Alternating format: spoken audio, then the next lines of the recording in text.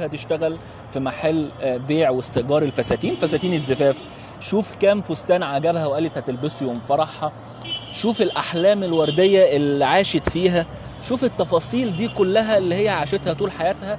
ولكن ربنا سبحانه وتعالى كان يعني مقدر ليها قدر معين، وإن حياتها تنتهي على إيد أخوها، علشان هي وافقت على شاب معين اتقدم ليها زي اي حد في الدنيا بتوافق. احيانا بيبقى الاب والام رافضين والاخ رافض والاخوات رافضين، والبنت وبعد كده تقتنع ان كلامهم فعلا كان مظبوط، وممكن ما تقتنع برضو ان كلامهم ما كانش مظبوط. وياما شفنا جوازات كان الاب والام كانوا رافضينها وطلعت انجح جوازات. المهم البي قرر ان هو يعني اخته كانت موافقه على عريس اتقدم ليها وما كانش عاجبه، يعني قعد مع العريس ده وما كانش عاجبه، فقرر فاخته قالت له انا موافقه عليه، هو قال لها لا.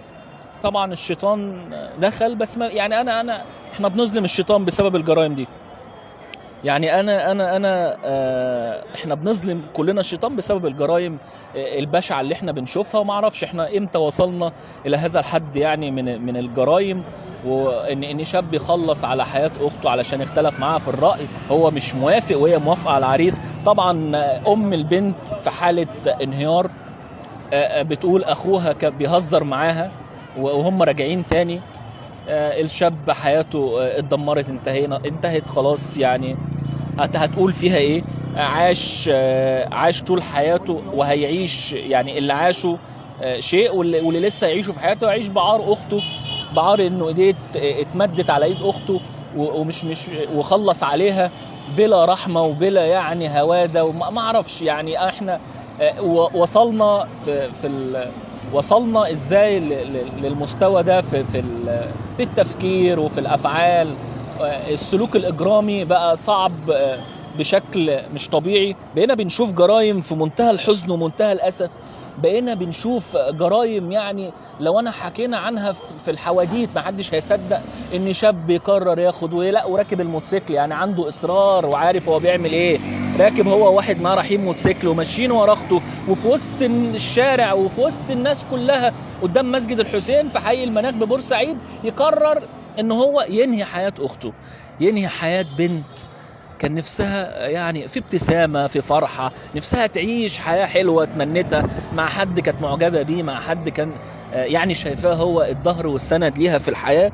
قرر ان هو يقضي على الاحلام الوردية دي. بنت قعدت طول حياتها شغالة من يوم ما يعني ربنا سبحانه وتعالى يعني خلقها، بتحلم بيوم زي ده، بيوم فيه فرحة، يوم فيه سعادة، يوم فيه ان هي تلبس فيه الفستان الابيض. عاشت فترات كبيرة من حياتها بتحلم باللحظة دي. اشتغلت اصلا يعني سبحان الله على المفارقات، يعني هي اشتغلت في محل لبيع وايجار الفساتين. وشوف بقى، يعني انا عايز كل الناس اللي بتتفرج عليا، شوف حلمت بكام فستان هتلبسه، شوف كام واحدة قاست قصادها فستان وحلمت باللحظة دي. جه اخوها ينهي حياتها لمجرد انه مش عاجبه العريس اللي متقدم لها. ايا كان العريس اللي متقدم لها، ايا كانت اخلاقه، ايا كانت طباعه، اكيد مش اسوأ منه، اكيد مش اصعب منه، اكيد ما يعني مهما كان اخوها اللي هو ما كانش عاجبه او ما كانش يعني موافق انه يتقدم خطيبها. قصدي ان اللي ما كانش يعني اخوها موافق انه يعني يكمل حياة اخته معاه، لا اكيد كان احسن منه مليون مرة. على الاقل هو راح يخطبها من بيت اهلها. فالامور في غاية الصعوبة وغاية الالم على الام. وانا يعني ربنا يكون في عون الام دلوقتي فقدت 2، فقدت الظهر والسند اللي ضيع نفسه في لحظة شيطان، فقدت بنتها البريئة الجميلة 25 سنة، كان نفسها في يوم من الأيام تفرح، كان نفسها في يوم من الأيام تكون عروسة، كان نفسها في يوم من الأيام تبقى قاعدة في كوشة وزفة وناس مبسوطة وبترقص وبتغني وبتفرح. كان خلاص فاضل على الحلم ده يعني شهور، ولكن هو قرر بلحظة اندفاع، قرر بلحظة شيطانية، قرر بلحظة يعني مجنونه. ما اعرفش ازاي حد في الدنيا، الانسان المفروض لاخواته وامه واهله كلهم يكون لهم ظهر وسند. هو مركز الحمايه، هو الظهر اللي الناس كلها بتتحامى فيه، ولكن ده ياخد يعني موتوسيكل هو واحد صاحبه وفي قلب الشارع وفي عز النهار يقرر ان هو ينهي حياة اخته. فده امر في منتهى الصعوبة، وامر في منتهى الالم على الام اللي فقدت 2 النهاردة. فقدت شاب غير مأسوف عليه، وفقدت بنتها البريئة الجميلة اللي حياتها للأسف مشهد النهاية في حياتها كان مشهد مرعب وصعب جدا. ان حد يعني، انا مش عايز اتكلم في تفاصيل، الناس كلها عارفه تفاصيل الجريمه. الجريمه طبعا ان الدنيا كلها بتتكلم عنها طول اليوم، ولكن يعني الامور في غايه الحزن والالم على شاب فقد انسانيته، فقد كل شيء، فقد عقله، فقد لحظات عدت على الاسره، لحظات في منتهى الحزن. طبعا صحابها والعيله كلها دخلت في نوبه بكاء ونوبة حزن كبيرة جدا. ربنا يعلم ما ده هيكون ايه، ما تأثير الحزن ده على الأم هيبقى شكله عامل ازاي. الأم اللي فجأة كده في يوم وليلة لقت نفسها فقدت بنتها وابنها، خلاص حياته انتهت. أمور في غاية الصعوبة وغاية الألم. ومعرفش زي ما قلت يعني احنا وصلنا للحد ده من السلوك الإجرامي امتى؟ هل له علاقة بثقافة معينة تم نشرها بقى على وسائل الإعلام ووسائل التواصل الاجتماعي؟ هل احنا للأسف مهيئين لاستقبال السلوك الإجرامي ده؟ هل البيئة مهيئة دلوقتي بسبب عدم السيطرة على ان كل شيء يعني كل حد بيعمل اللي هو عايزه؟ الأمور في غاية الألم وغاية الصعوبة على الأسرة وعلى بورسعيد وعلى محافظات مصر كلها اللي شهدت النهاردة جريمة بشعة. يعني جريمة ما كانش حد يعني في الحكاوي والحواديت يعني يقدر يحكي ان شاب يخلص على حياة اخته في قلب الشارع قدام الناس كلها، وان حياتها بالقساوة اللي الناس شافتها. حاجة ربنا يصبر الام اللي فقدت بنتها وفقدت كمان ابنها. وكمان احنا بندعي لها ربنا سبحانه وتعالى يفرحها، الفرحة اللي ما اتكتبتش في الدنيا ربنا سبحانه وتعالى يكتبها لها في الجنة. وده عشمنا في ربنا ان بنت بريئة. انا كل ما بتذكر يعني لما عرفت ان هي بتشتغل في محل بيع واستئجار فساتين الزفاف، وتخيلت المشهد، وعايز الناس تتخيل المشهد معايا، يعني المشهد القاسي ده، ان قابلها مليون فستان عجبها.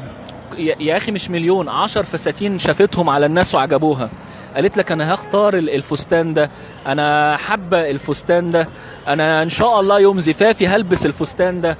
كل الاحلام دي للاسف اخوها قضى عليها، اخوها انهى حياتها بطريقه بشعه، اخوها خلص عليها في لحظه شيطانيه، في لحظه مجنونه.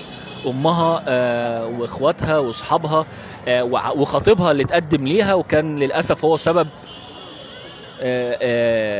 المشكله الكبيره اللي وقعت بينها وبين اخوها، كله داخل في نوبات بكاء ونوبات حزن ونوبات الم كبيره على فقدان فريده نبيل السيد 25 سنه ضحيه اخوها.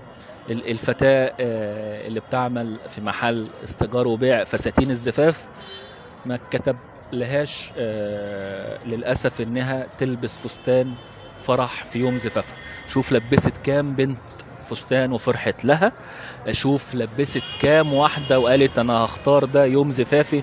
اللحظة دي للأسف كانت وهم كبير والقدر يعني ما كتب لهاش انها تعيش لحظة كان نفسها طول عمرها ان هي تعيشها، لحظة ان هي تلبس فستان الزفاف وتتزف لعريسها وتعيش حياة مستقرة.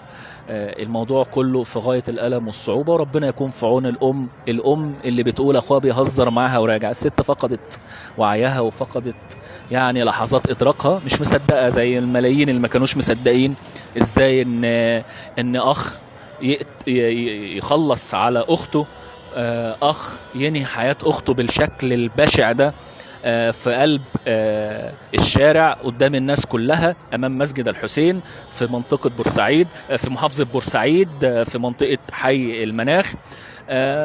خلص حياتها للاسف في لحظه انهى حياه اخته، في لحظه اخته اللي كان المفروض يكون ليها سند وظهر وحمايه اول ايد طعنتها وقضت على حياتها. استنونا في تغطيات متتاليه على موقع تحيا مصر. الى اللقاء.